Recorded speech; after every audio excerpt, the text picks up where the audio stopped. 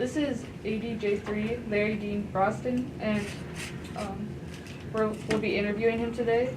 As young Americans, we're thrilled to hear your story and record it so future generations and us will be able to understand and learn from your experiences. My name is Sydney Comstock. I'm a junior. I'm Leslie Ramirez. I'm a junior. I'm Jocelyn Valdovinos. I'm a junior. And you know I'm Larry Brostad, and I'm proud to be here with you folks. Thank you.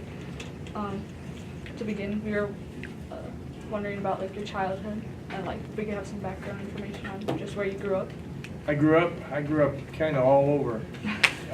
My father was a mechanic on heavy equipment in the field, and we went from job to job. So I lived in Missouri, Kansas, Iowa, Nebraska, South Dakota, and Wyoming, and Colorado. So you stayed in the Midwest sort of area? Yeah, we were in the Midwest. You would say we were home based probably out of Omaha, Nebraska. And when would you say you like enlisted or became you were interested in the military? When I became interested, when I found out the Marines and the Army were drafting in 1967, I decided I'd control a little of my own fate and join the Navy. I also had an older brother who was in the Navy. Did you have parents who previously served in the... No, my parents didn't serve. Is there a reason why you joined, or you just wanted to join because you wanted to control your fate? Well, I don't know if I should tell you kids this story. And don't ever do what I did to join the Navy. I was out partying with some guys that had just got back from boot camp in the Navy, and they were talking about how great it was. And the next thing I knew, the next morning, we were in the federal building in Omaha, Nebraska, joining the Navy. I was still in school. So what age did you enlist at? I enlisted when I was 18. And was there a reason why you joined the Navy, or was that just a preference? No, like I said, don't ever go out partying and decide what you're going to do for a big part of your life the next day, ever.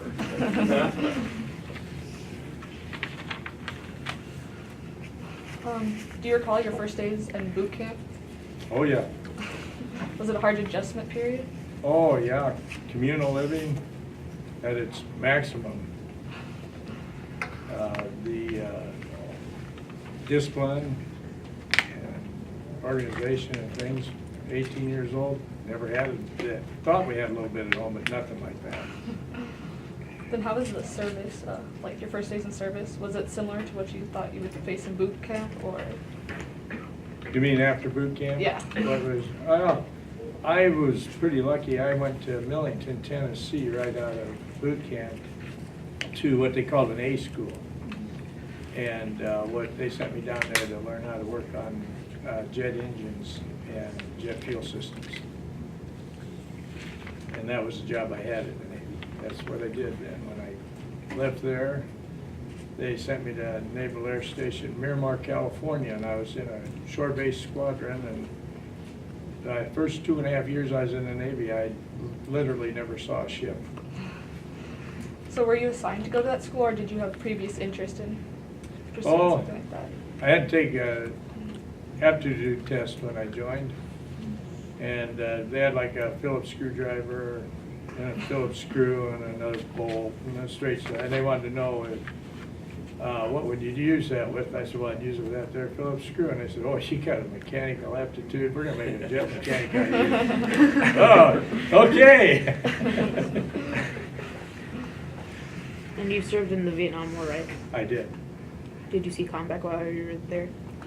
I never had to fire a weapon, but when how it worked for us, when I left VC7, I got assigned VF 194, and that's a fighter squadron. We flew F-8 Crusader aircraft with J-57 Pratt & Whitney engines in them. And we would be what they called detached to a ship. Our home base was Miramar, California, but we would be detached. We would detach the USS Oriskany. I made 2 Westpac cruises, which when they said you're going to Westpac, you went to the Tonkin Gulf off of Vietnam. That was right off of Vietnam. And we flew fighter cover for attack aircraft. That was our main mission, and our secondary mission was always to strafe anything on the Ho Chi Minh Trail. And sometimes airplanes couldn't get back to the ship, and we had the Navy had a small part of a big Air Force base at Da Nang, which is in the northern part of South Vietnam. And I would have to fly in off the ship and work on the airplanes in there.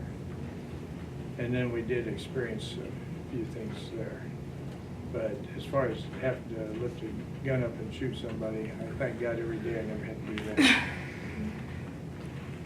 What was your reaction when you found out that you would be heading to the Gulf of Tonkin? Well, I had realigned my life a little bit. I had gotten married. We'd had a child because I thought I'd just be there forever. Well, a couple months after the baby was born, I got orders to go, and I was excited about it because it's what I trained for. And I had an older brother who was in the Navy, like I said, and he'd been on a destroyer tied up at Da Nang, and when they overran Da Nang, and he saw some combat that day, believe me.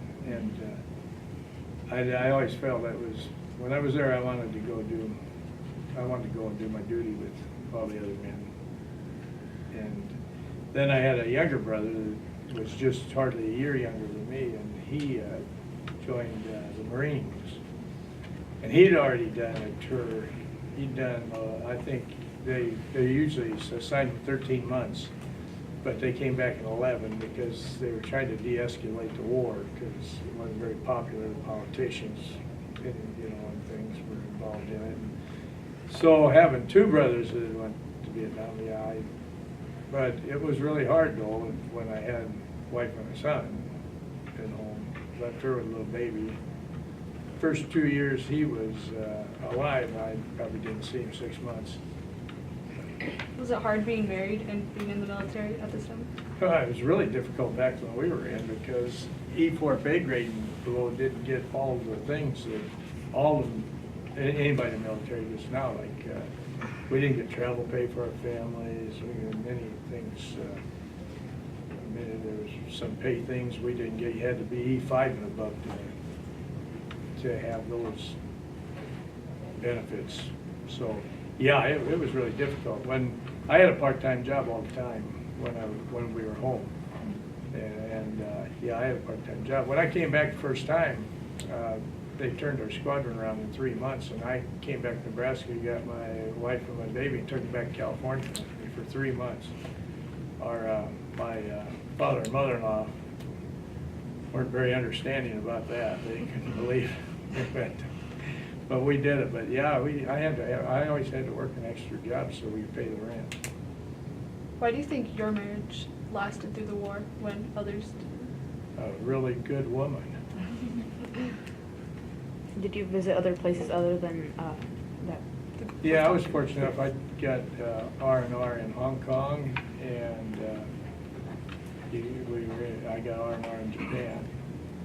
And just before I got out, there was an opportunity to go down to Singapore. And that involved going across the equator, and that's a pretty big deal when you're in the Navy. And when you have an older brother, that's they call it, when you go across the equator, then you're a shellback. And so you're a polywog till you get to go across the equator. So I wasn't going to live with that the rest of my life. So they gave me a choice. I was on an extension. I'd been extended for the end of the cruise, and they gave me a choice. They said, yeah, we'll fly you home right now, or you can come down to Singapore with us. And I decided to make that plunge down under so I could have that recognition. What was daily life like during the war? Well, for us, ship life was pretty routine. Yeah, it's like everything in the military. There's some type of routine, but we worked 12 hours on, 12 hours off. And we had flight quarters. We flew 24 hours a day, 7 days a week, whenever weather permitting. And if the weather was bad, they'd push that ship somewhere where we could launch and recover aircraft. Because at the time, the Vietnam War was pretty unpopular, and the president, they talking to his generals and everything, it was a war of attrition. In other words, we can kill more of them than they can kill us. Well, you can't. They found out you can't fight and win a war like that. 'Cause every year there's a war, enemy being born. You know, so you just can't do it. But what they did, we had blockade the harbors, and like us, like I said, we flew. Most of our bombing was done on the Ho Chi Minh Trail, our attack aircraft, and that's when we would do the strafing on it. So the whole plan was to ruin the food supply, keep the country, and starve them out.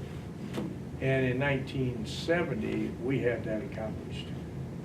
They'd jump back across into Laos and Cambodia and everything. They'd come out a little bit, but they couldn't mount much of an attack, and we had them crawling out of their caves and holes and walking north. And that's why when they turned us around in 3 months and sent us back, I was pretty sure I wouldn't get to come home. I was supposed to get out late August, and I ended up getting out just before Christmas. But I felt good about it because we knew we were doing a good job, and we felt we had the war won. Well, when we went back, things changed. We only flew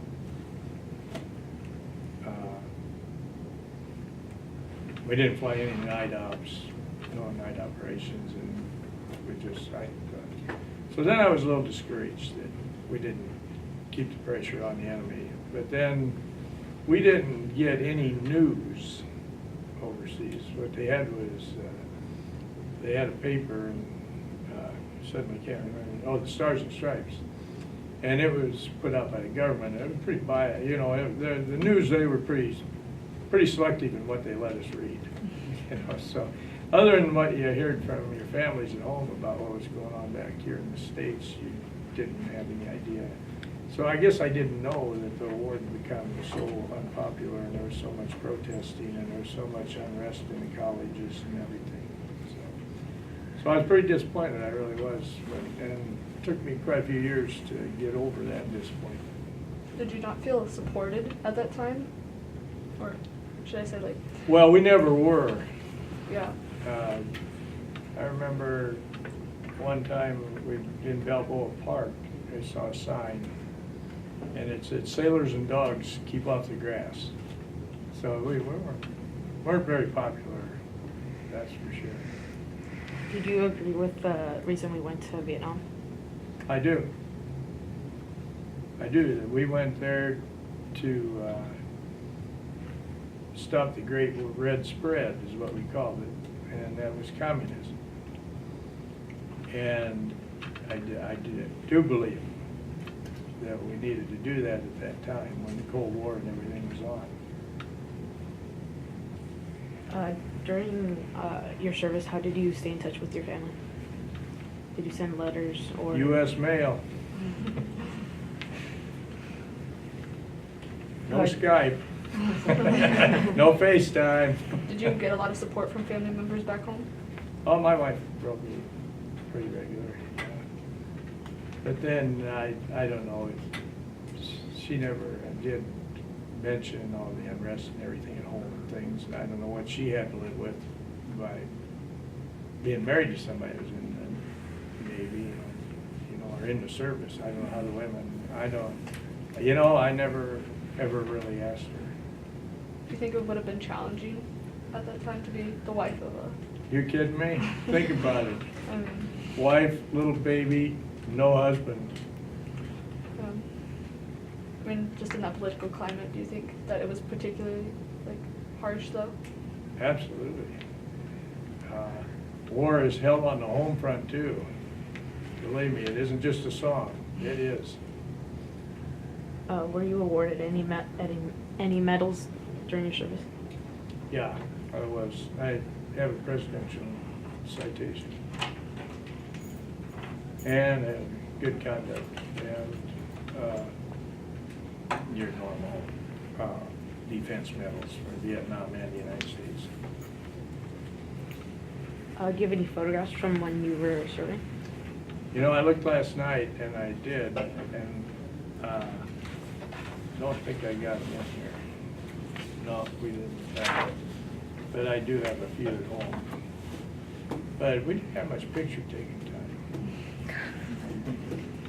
Are you still close with the people you served with? Several of them. What did you guys do in your free time to entertain yourself? Slept. We didn't quite get through with that. I got off track there. I started preaching on the war there a little bit. No, when we, every 3 days we took on bombs. We did all our replenishing underway at sea. And so you knew every 3 days, being E4, E5 and above didn't have to stand working parties, E4 and below did, and you knew that you were gonna. So we would fly, we would be at flight ops for 12 hours. And then we would start taking on, every third day we'd take on bombs. About every 6th day we'd take on other supplies and bombs. So it'd be not unusual to stand in a line somewhere in a passageway down, going to where they stored all the canned goods or something, and in cases of beans until they got everything done. And I've been up to 12 hours and then go right back to flight operations and then work 12 more hours. So there'd be times it'd be 36 hours away from your bunk. So yeah, when you got a chance to sleep, you slept pretty good. Did you ever injure yourself while in service? No.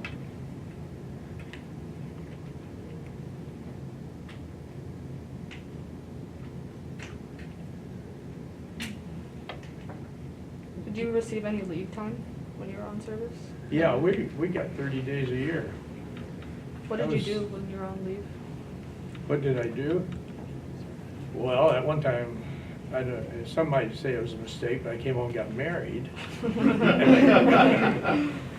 And after that, any leave time I had, my wife took pretty good care of it. Do you recall any of your favorite moments in service?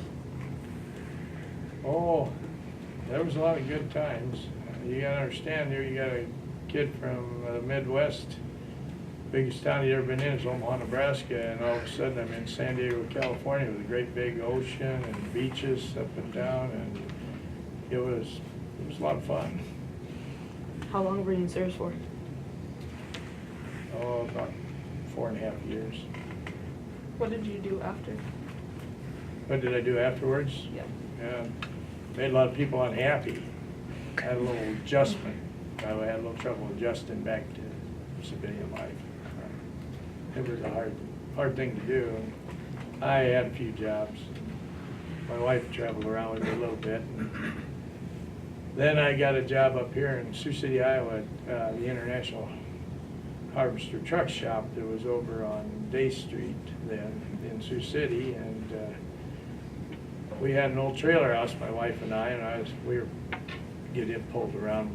I came back, and you gotta understand, I moved her to California twice. When we got married, and then in between crews, and then when we got back, I got restless feet, and I moved over to Des Moines for a job, so we took the trailer house over there. We never took the trailer house to California. We had bought it while we were in the Navy, and then went over to Des Moines. I had a job there, and then that didn't work out, so then I got this job up here, so we moved up here. And you gotta understand, my wife grew up on a farm, lived in the same house for the first 20 years of her life, had never left the Midwest either. And I was putting the trailer house together so we could live in it, and jacking it up, putting the blocks under it. And it was a real hot day. Back then we didn't have air conditioning and those kind of luxuries, and so it was over 100 degrees yet, and it was about 9 o'clock at night. And she came around the corner of the trailer and said, "How you coming?" I said, "Well, I'm doing pretty good." And she says, "Why don't you take them tires off this trailer while you got it jacked up?" And I said, "Well, why did I do that?" And she says, "Because I made my last move with you."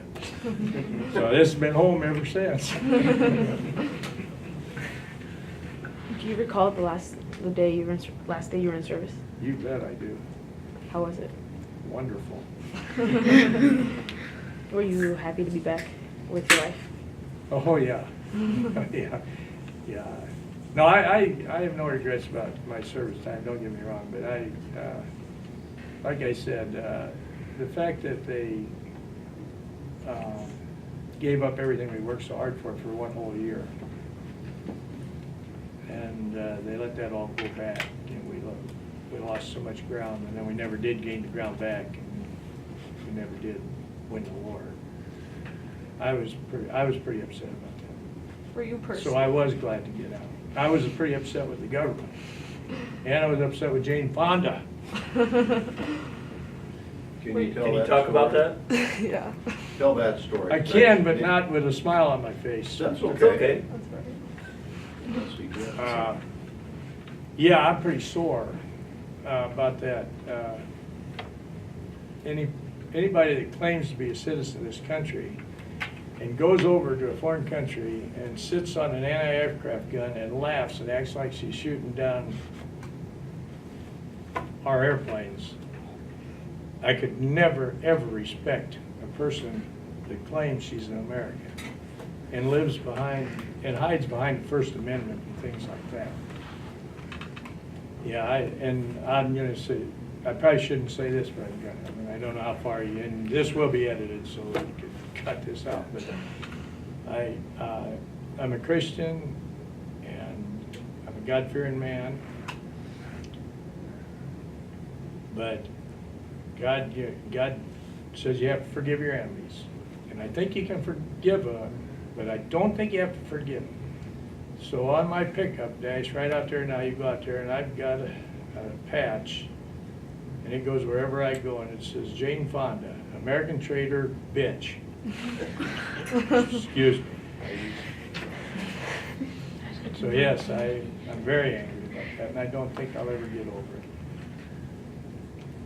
Were you personally like mistreated when you came back home, or faced anything like that? Now, that one's pretty hard to talk about. But yes, we were.